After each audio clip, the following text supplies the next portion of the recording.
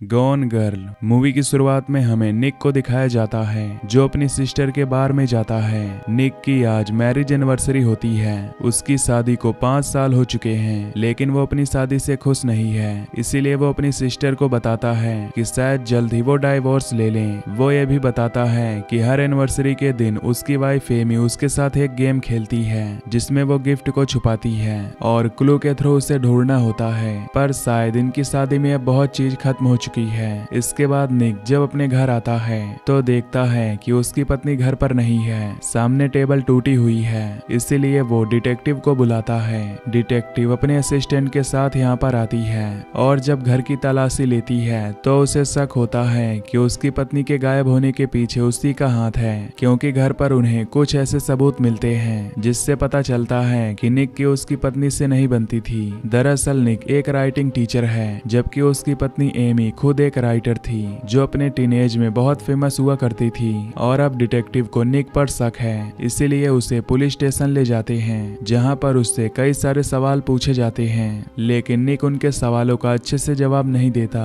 निक के खिलाफ कोई भी पुख्ता सबूत नहीं होता, इसीलिए सीनियर डिटेक्टिव को निक को छोड़ना पड़ता है। अब क्योंकि एमी कहीं न कहीं एक सेलिब्रिटी है, इसीलिए मीडिया कवरेज पाने की वजह से पूरे देश में ये खबर फैल जाती है कि निक की पत्नी एमी अचानक से कहीं गायब हो गई। साथ ही निक इस केस में बहुत ज्यादा इंटरेस्ट नहीं ले रहा होता, इसीलिए सबको उस पर और उसकी सिस्टर पर शक है कि पैसों के लालच के चलते उन्होंने एमी को कहीं गायब कर दिया। अब जब निक अपने घर पर आता है तो अपने अतीत की यादों में खो जाता है, जहां पर दिखाया जाता है कि एमी जो कि बहुत फेमस होने के साथ बहुत अमीर भी थी, उसने निक से शादी की थी जो एक मिडिल क्लास फैमिली से बिलोंग करता था। ये दोनों ही राइटिंग इंडस्ट्री में थे, लेकिन रिसेशन आने की वजह से इन दोनों की जॉब चली गई। उसके बाद निक की मॉम की तबीयत खराब हो जाती है, जिस वजह से निक तय करता है कि वो न्यूयॉर्क छोड़कर अपनी मॉम के पास आएगा। वो इस बारे में एमी से नहीं कहता, लेकिन एमी भी यहाँ आ जाती है। निक की मॉम के मौत के बाद भी निक यहीं पर रहता है।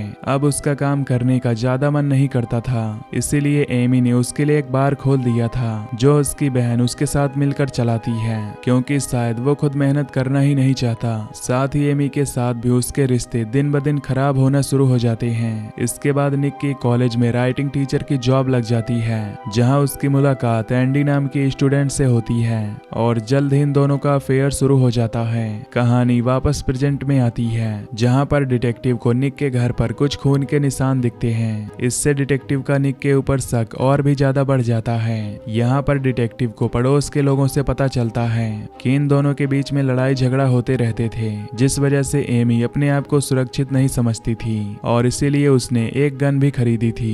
डिटेक्टिव जब वॉशरूम में जाते हैं तो वहां पर उन्हें एमी के यूरिन के सैंपल मिलते हैं, जिसे वो लैब में भेज देते हैं। और जब उसकी रिपोर्ट आती है तो पता चलता है कि एमी प्रेग्नेंट थी, लेकिन निक साफ साफ मना कर देता है। वो कहता है कि मेरे और एमी के बीच में ऐसा कोई भी रिश्ता नहीं था। डिटेक्टिव को निक पर शक होता है, इसीलिए वो उसकी किसी भी बात पर विश्वास नहीं करती। और अब यहाँ पर निक की एक नेबर आती है जो कहती है कि मैं एमी की बहुत अच्छी दोस्त हूँ। वो हमेशा से फैमिली प्लानिंग करना चाहती थी, लेकिन निक के साथ उसका कोई भी रिश्ता नहीं था, इसीलिए कभी भी वो फैमिली को प्लान नहीं कर पाई। निक को उस लेडी पर शक होता है, क्योंकि वो अच्छी तरह से जानता है कि एमी कभी भी अपने पड़ोसियों से इस तरह से बहुत ज्यादा पर्सनल बात नहीं करती, ना ही वो उनसे दोस्ती करना पसंद करती है। ये बात वो डिटेक्टिव को बताता भी है, लेकिन डिटेक्टिव को उसकी बातों पर यकीन नहीं होता। और अब डिटेक्टिव को यहाँ पर जली हुई डायरी मिलती है, जिसमें उसने लिखा होता है कि उसकी जान को निक से खतरा है। डिटेक्टिव का असिस्टेंट कहता है कि हमें निक को अरेस्ट कर लेना चाहिए, लेकिन अब भी इनके पास कोई ठोस सबूत नहीं है कि निक ने ही अपनी पत्नी एमी का कत्ल किया है। वहीं दूसरी तरफ हमें एक लड़की को दिखाया जाता है जो कार चला रही होती है, और ये कोई और नहीं बल्कि एमी है, जिसने पूरी तरह से अपने रूप को बदल लिया है। एमी उस दिन के बारे में सोचती है जिस दिन वो निक से मिलने बार में गई थी, और उसने बार के बाहर निक और उसके स्टूडेंट एंडी को देखा था जो एक दूसरे के बहुत करीब खड़े थे। ये देखकर उसे बहुत दुख हुआ कि उसने निक का हमेशा साथ दिया, हालांकि वो अमीर घर से थी, फिर भी उसने शादी की। इसके बाद जब निक की मॉम की तबीयत खराब हुई तो वो उसके साथ यहाँ चली आई। जब उसके पास पैसे और काम नहीं था तो उसने उसके लिए बार खोला, और अब वो उसे चीट कर रहा है तो वो इस बात को बर्दाश्त नहीं कर पाती। साथ ही उसे ये भी पता चल जाता है कि उनकी मैरिज एनिवर्सरी के दिन निक उसे डाइवोर्स देगा। जाएगा, इसीलिए उसने निक से बदला लेने का प्लान कर लिया। वो उसके क्रेडिट कार्ड से जानबूझकर फिजूल खर्चा करती है ताकि सबको ऐसा लगे कि निक जानबूझकर फिजूल खर्चा करता है। साथ ही वो उससे इंश्योरेंस के पेपर्स पर साइन करवा कर अपना इंश्योरेंस का अमाउंट बढ़वा देती है ताकि सबको ऐसा लगे कि इंश्योरेंस के पैसों के लिए निक ने अपनी पत्नी एमी को मार दिया। वो अपनी नेबर से भी दोस्ती करती है क्योंकि वो पहले से प्रेग्नेंट होती है और निक और अपने बारे में उसे बताती है कि हम दोनों के बीच में हमेशा लड़ाई झगड़ा होते रहते हैं ताकि उसकी सिंपैथी गेन कर सके। वो उसकी यूरिन को जानबूझकर अपने वॉशरूम में डाल देती है ताकि पुलिस को लगे कि उसने अपनी पत्नी को इसलिए मारा क्योंकि वो प्रेग्नेंट है और प्रेग्नेंट लड़की को मारने के लिए उसे कड़ी से कड़ी सजा मिल सके। वो अपनी बॉडी से अपना खून भी निकालती है और उसे फर्श पर डालकर साफ करती है ताकि उसके निशान पुलिस को मिल जाएं। मैरिज एनिवर्सरी के दिन हमेशा वो उसके साथ एक गेम खेलती थी जिसमें उसे क्लू से सारे गिफ्ट को ढूंढना होता है, लेकिन इस बार क्लूज उसके लिए नहीं बल्कि डिटेक्टिव के लिए थे। अब यहाँ पर निक अपनी बहन के गैराज में जाता है जहाँ पर वो देखता है कि यहाँ पर किसी ने बहुत सारी शॉपिंग की हुई है। दरअसल ये उसी के कार्ड से की हुई शॉपिंग है और जब ये उन्हें खोलते हैं तो देखते हैं कि उसके अंदर मर्डर का वेपन भी है। ये देखकर उसकी बहन पूरी तरह से घबरा जाती है क्योंकि अब वो भी इसमें फंस सकती है। वो सब कुछ यहीं छोड़कर चला जाता है, लेकिन डिटेक्टिव जो हमेशा से उसका पीछा कर रहे थे वो यहाँ पर आते हैं और उन्हें मर्डर वेपन मिल जाता है। इसके बाद निक को और उसकी बहन को अरेस्ट कर लिया जाता है, पर अब निक को बेल मिल चुकी है और वो न्यूयॉर्क वापस आकर एक बहुत ही अच्छे लॉयर को हायर करता है। उसे सब कुछ बताता है और ये भी कहता है कि उसे कभी भी एमी के साथ सेफ नहीं लगता था, वो कहीं न कहीं साइको थी। इसके बाद निक एमी के पहले बॉयफ्रेंड से मिलता है जिसके ऊपर उसने उसकी इज्जत लूटने का आरोप लगाया था और उसे अरेस्ट भी करवाया था। उससे बात करने के बाद निक को पता चल जाता है कि एमी उससे बदला ले रही है और अब निक एमी के दूसरे बॉयफ्रेंड से मिलने जाता है जो कि बहुत ही अमीर होता है। वो निक से बात करने से मना कर देता है क्योंकि आज भी वो एमी से प्यार करता है। वहीं एमी को दिखाया जाता है जो एक छोटे से टाउन में रहती है। वो अपने नेबर के साथ बाहर होती है, लेकिन तभी उसके पैसे गिर जाते हैं जो उसके नेबर देख लेते हैं और रात को उसके घर पर आकर उसके सारे पैसों को छीन लेते हैं। अब उसके पास कोई भी पैसा नहीं बचा। इसी वजह से वो अपने उसी बॉयफ्रेंड को कॉल करती है जो उसे आज भी प्यार करता है। वो उसे मिलने के लिए बुलाती है जहाँ पर उसे बताती है कि निक उसे हमेशा टॉर्चर किया करता था, उससे उसकी जान को खतरा था, इसीलिए उसने घर छोड़ दिया और अब वो घर वापस नहीं जाना चाहती। इसके बाद उसका एक्स बॉयफ्रेंड उसे अपने लेक हाउस में ले जाता है और कहता है कि तुम यहाँ पर कुछ वक्त रह सकती हो, यहाँ कभी कोई नहीं आता। वहीं एमी के टाउन में दिखाया जाता है कि अब भी सबको विश्वास है कि वो जिंदा है, इसीलिए उसके लिए कैंडल मार्च निकाला जाता है जहाँ पर निक सबके सामने बहुत ही इमोशनल स्पीच देता है और कहता है कि तुम घर वापस आ जाओ। निक की गर्लफ्रेंड एंडी भी वहाँ भीड़ में खड़ी होती है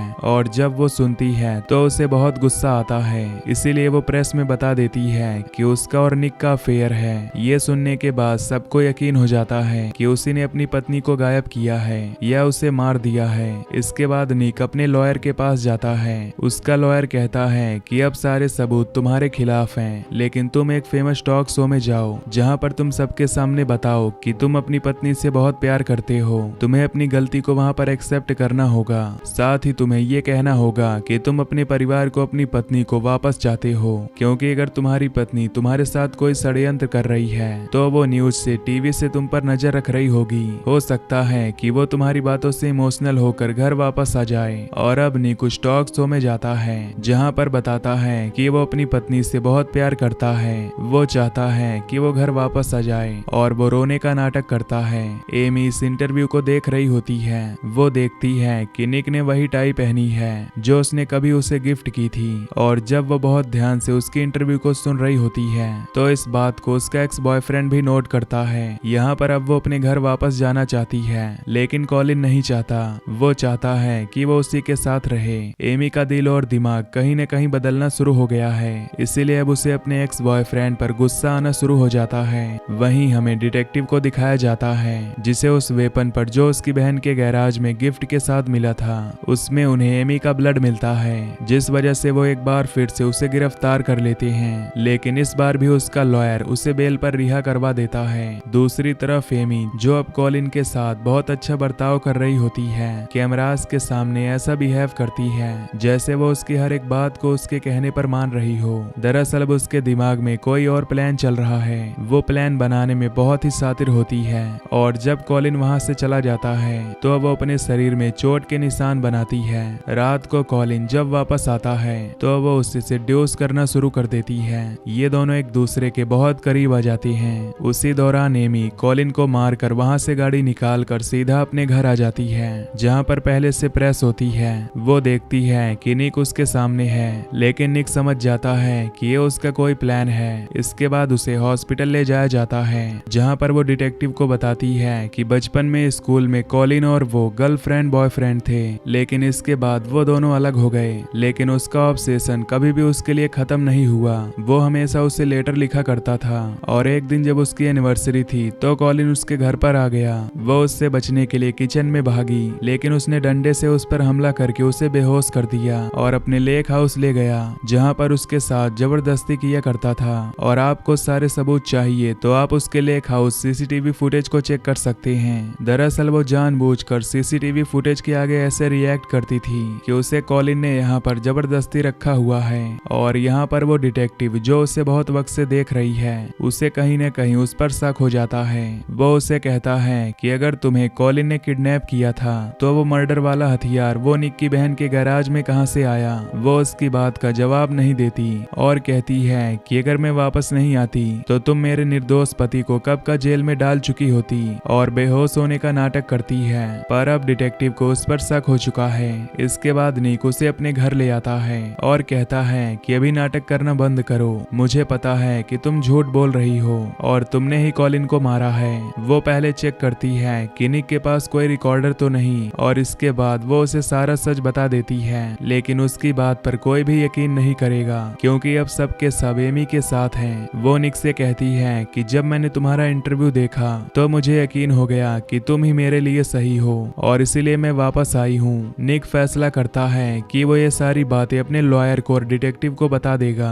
वो डिटेक्टिव को और लॉयर को सारी बातें बता देता है, लेकिन डिटेक्टिव कहती है कि मेरे पास उसके खिलाफ कोई भी सबूत नहीं है। उसने कॉलिन को सेल्फ डिफेंस में मारा, इसीलिए उसे गिरफ्तार नहीं किया जा सकता। और अब निक जब घर पर होता है, एमी उसे अपने साथ ले जाती है और कहती है कि तुम्हें एक अच्छे पति की तरह सारी जिम्मेदारियों को निभाना होगा। निक अब कहीं न कहीं एमी से डरने लगा था। अगली सुबह एक रिपोर्टर यहाँ पर इनका इंटरव्यू लेने के लिए आने वाली होती है। एमी कहती है कि तुम्हें उन सब बातों को एक्सेप्ट करना होगा जो मैंने प्लान की थी, यानी कि तुमने ही क्रेडिट कार्ड से शॉपिंग की थी, तुमने मेरे ऊपर हाथ उठाया था, हमारा रिश्ता पहले ठीक नहीं था पर अब सब कुछ ठीक हो चुका है। लेकिन निक ऐसा नहीं करना चाहता। वो एमी को छोड़ने का फैसला कर चुका है। एमी कहती है कि मैं तुम्हारे बच्चे की माँ बनने वाली हूँ। निक ये सुनकर हैरान हो जाता है, क्योंकि इन दोनों के बीच में कोई भी रिश्ता नहीं होता। ये कई महीनों से एक दूसरे के क्लोज नहीं आए होते।